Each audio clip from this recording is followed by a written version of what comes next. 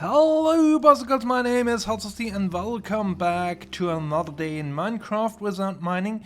We are here in our storage because we need to gather some materials for the next step in our big quarry project. And you might have wondered quite a few episodes back why we do have a slice here for redstone, but then have another slice for slime and pistons, and the quarry needs quite a lot of pistons and slimes. That's why I have separated that in a separate slice, but I think until the end this will by far not be sufficient, especially on the piston front and also slime blocks. I think we will need quite a few more, but let me gather here a few materials and then we head back out there for the next step in our big adventure.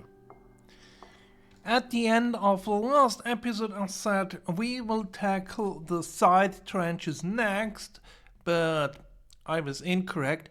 We will deal with the thing that we need here at the bottom. We need to cut out a layer almost down to where we have bedrock.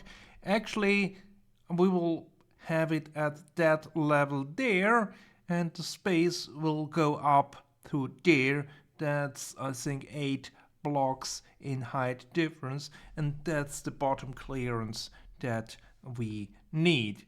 And to make lives easier for the machine that we will build here that does the trick, which looks something like this, we will create a floor here on this level, so we have something to stand on and something for our blocks fall down to without disappearing here in the bedrock. Now, with the platform all completed, I can start building up the machine that will blast out a trench here at the bottom all the way to the other side of our quarry. That's the length of the quarry, so I'm not sure, I think it's about 2000 blocks, and if my calculations are correct, we will be above the lava lakes. At least the machine will be above. And in these 2 boxes I should have all the materials that I need in order to construct the machine.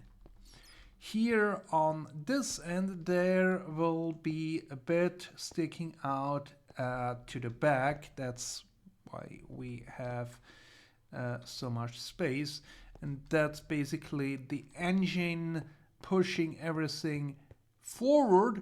And then here towards the front we will have a row of TNT dupers duping TNT and throwing it against the wall, making the horizontal trench here at the bottom.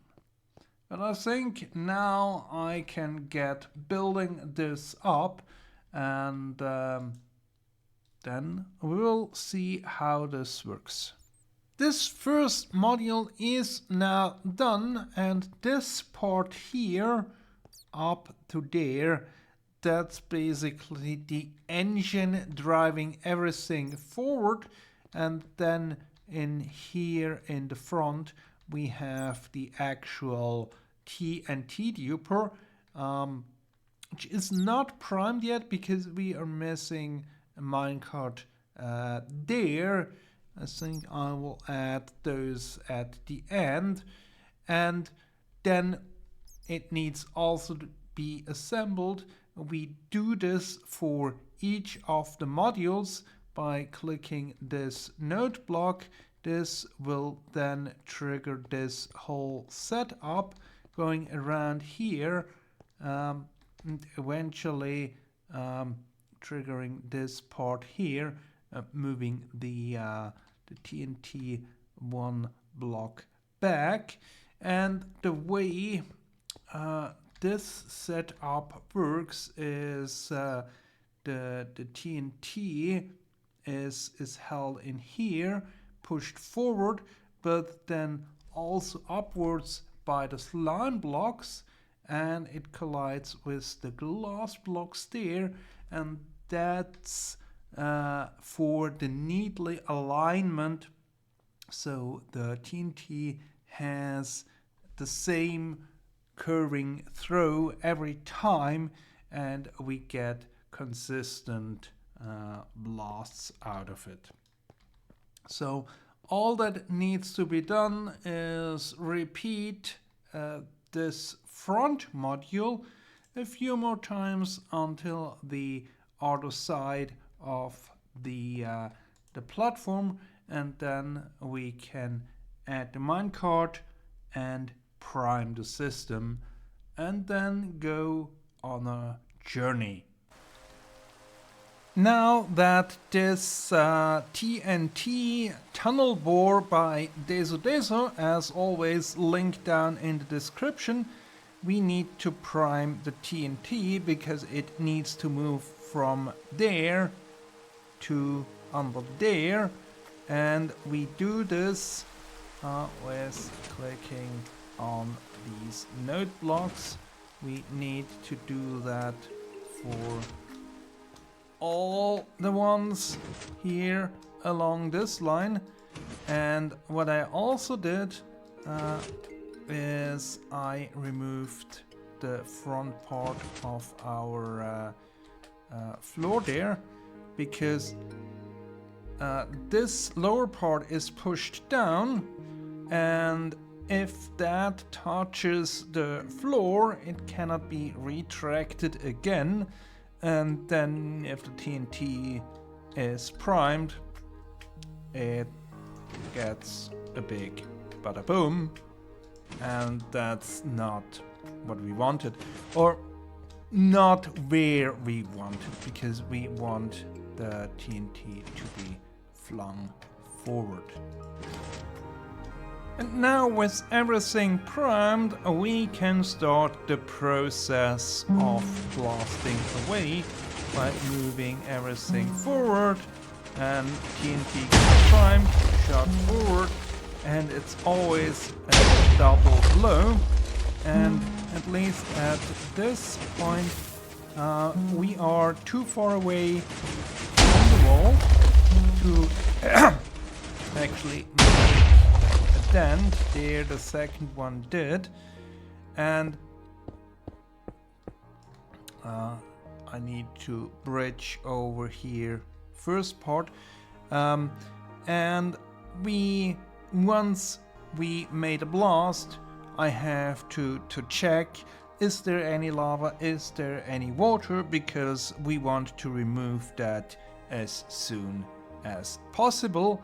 And once we get a bit into the wall, we also need to light up behind the machine, because otherwise we will have mob spawning. That's not something we want, because ideally these machines are operated in the context of a mob switch, which we don't have. So before we continue, I will sleep, and I will gather some torches so I can place them. Luckily, the machine only blew up one time in a way that was easily fixable. While the lava lakes itself don't pose a problem, I skim the top layer off anyway, And with hindsight, it might have been better to build the machine one block higher. Occasionally there is a block left over, and if you're lucky, a creeper comes by to help you out. If not, you have to do it yourselves with some TNT.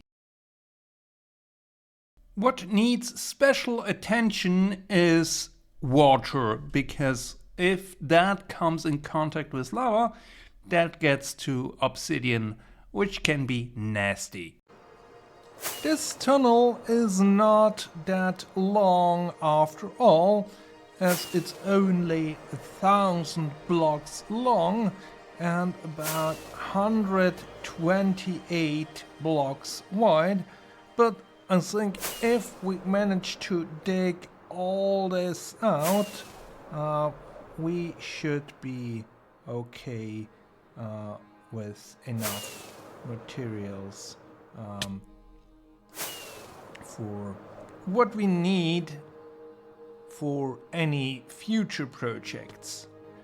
But as you can see here, I have parked the tunnel bore, and I think this is the marker how far we have to go up above, and with this being behind this, we can then easily push it forward and mine even more of this quarry.